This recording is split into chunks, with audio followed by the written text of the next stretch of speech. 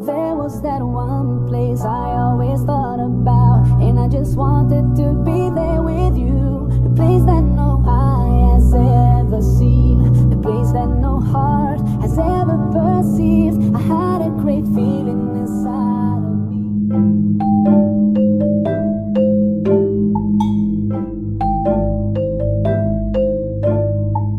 Landasan bimbingan konseling adalah dasar atau pijakan supaya layanan bimbingan konseling itu berjalan dengan baik.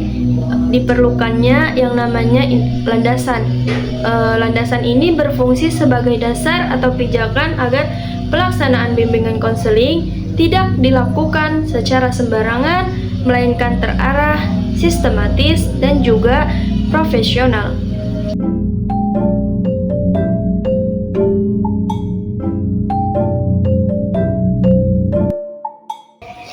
Landasan filosofis adalah landasan dasar yang memandang bahwa setiap manusia itu unik, terus juga berharga dan punya potensi masing-masing untuk berkembang. Dalam bimbingan dan konseling, siswa tidak boleh dianggap sama semua atau dinilai hanya dari nilai akademiknya aja. Konselor harus menghargai setiap siswa apa adanya dan bantu mereka menanamkan potensi pada dirinya. Contohnya, ketika ada siswa yang nilainya rendah, terus kita sebagai konselor tidak boleh langsung menyalahkan atau memberi label dengan kata bodoh. Itu nggak boleh. Tetapi kita mencoba memahami bahwa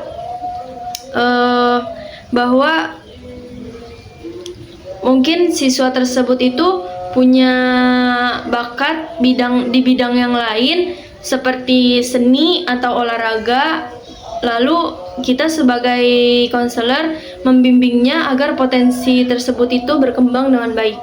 Landasan pedagogis adalah landasan dasar yang menegaskan bahwa bimbingan dan konseling merupakan bagian dari pendidikan. Tujuannya tidak hanya menyelesaikan masalah, tapi juga membantu siswa berkembang dan mandiri. Contohnya, konselor membantu siswa yang kesulitan belajar dengan memberikan strategi belajar yang tepat, sehingga siswa tersebut bisa lebih memahami pelajaran dan menjadi lebih percaya diri lagi. Kemudian, ada landasan ilmiah dan teknologi. Landasan ilmiah dan teknologi berarti bimbingan dan konseling harus berdasarkan ilmu pengetahuan dan data, bukan sekedar perkiraan aja. Terus juga konselor bisa memanfaatkan teknologi untuk membantu layanannya. Contohnya, konselor kita ini menggunakan tes minat atau bakat untuk mengetahui potensi siswa tersebut, atau menggunakan media seperti media online seperti chat atau aplikasi yang lainnya untuk konseling ini agar lebih mudah mengaksesnya. Ada landasan religius.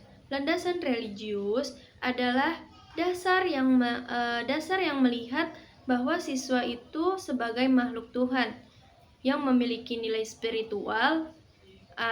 Artinya dalam bimbingan dan konseling ini juga ditanamkan nilai keimanan, akhlak, dan moral agar siswa tersebut memiliki pegangan hidup.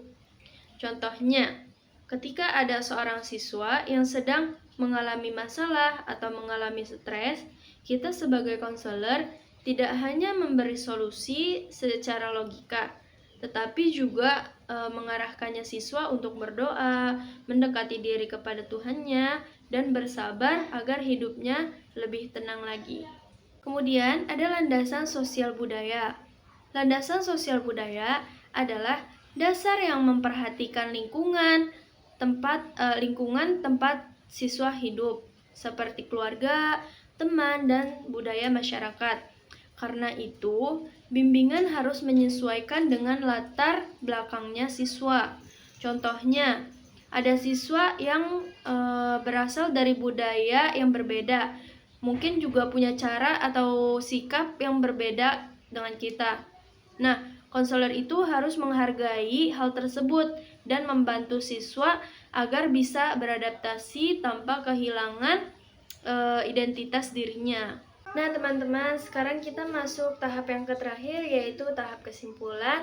Kesimpulan dari bimbingan konseling itu sangat penting dalam pendidikan dan ada 6 landasan utama yang tadi udah kita bahas itu. Yang pertama ada filosofis, yang kedua ada religius, yang ketiga ada psikologis, yang keempat ada sosial budaya, yang kelima ada ilmiah dan teknologi, yang keenam ada pedagogis. Dengan memahami semua landasan ini, layanan bimbingan dan konseling dapat membantu siswa berkembang menjadi pribadi yang cerdas, berkarakter, dan siap menghadapi masa depannya nanti. Mungkin cukup sekian materi yang bisa dapat saya sampaikan. Kurang lebihnya mohon dimaafkan. Wassalamualaikum warahmatullahi wabarakatuh.